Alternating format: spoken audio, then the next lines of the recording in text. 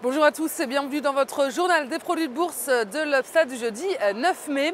Journée record sur les places financières. Hier, le CAC 40 signe un plus haut de près de 2 ans avec un gain de 0,89% à 3 956 points. La place parisienne a profité des bons chiffres du commerce chinois et d'une autre bonne statistique allemande. La production industrielle en Allemagne augmente plus que prévu sur le mois de mars à plus 1,2%.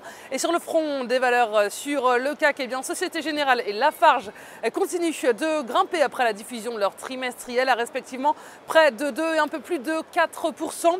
En revanche, Alstom ou Eutelsat Communications sont à la peine et plongent de plus de 2% et de plus de 8% pour l'opérateur de satellite. La bourse de New York termine dans le vert. Elle s'offre également de nouveaux records. Le Dow Jones signe un deuxième plus haut historique. Il atteint les 15 095 points et c'est le 7e record d'affilée pour le S&P 500 à 1632 points. Les marchés américains sont pourtant peu volatiles et les volumes d'échange très peu fournis. En fait, Wall Street reste soutenu par les interventions des banques centrales et sur le front économique américain, toujours très peu de mouvements susceptibles de faire évoluer la tendance. Les rares indicateurs du jour nous viennent de la Chine et de l'Europe. Les investisseurs ont bien accueilli, donc on en parlait tout à l'heure, les chiffres chinois du commerce extérieur et l'autre motif de satisfaction se trouve en Allemagne avec la production industrielle qui ressort en hausse bien au-dessus des attentes sur le mois de mars. Et du côté des valeurs sur la côte américaine, McDonald's lâche 0,63% et ses ventes mondiales sont en recul sur le mois d'avril. Disney cède du terrain également, même s'il fait mieux que prévu sur le premier trimestre. Et la chaîne de supermarchés Whole Foods grimpe d'un peu plus de 10% à la faveur de prévisions en hausse pour 2013.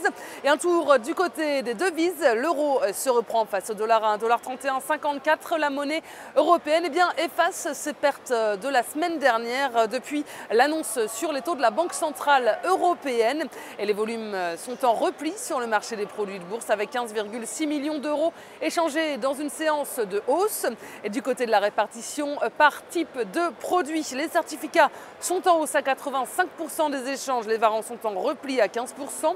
Et concernant les transactions, les certificats représentent 72% du marché, les varants sont à 28%. Et en ce qui concerne la répartition par sous-jacent, les indices sont encore en baisse avec 26% du marché, les actions sont à 71% et la répartition des transactions sur les varants nous indique que les indices représentent 22% du marché. Les actions sont à 76%.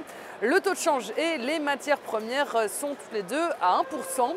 Et la valeur du jour, c'est aujourd'hui le distributeur Carrefour. Graphiquement, le titre a validé une figure de continuation haussière en drapeau.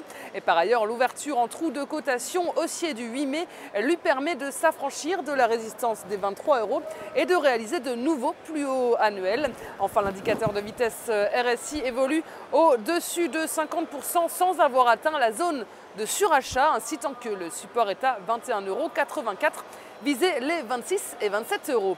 La stratégie qui vous est proposée pour jouer cette valeur, c'est l'achat du Warrant Call Carrefour à 4 657 T d'Unicredit au prix d'exercice de 25 € et d'échéance au 6 décembre 2013. Voilà, c'est tout pour aujourd'hui. Passez une excellente journée et on se retrouve demain.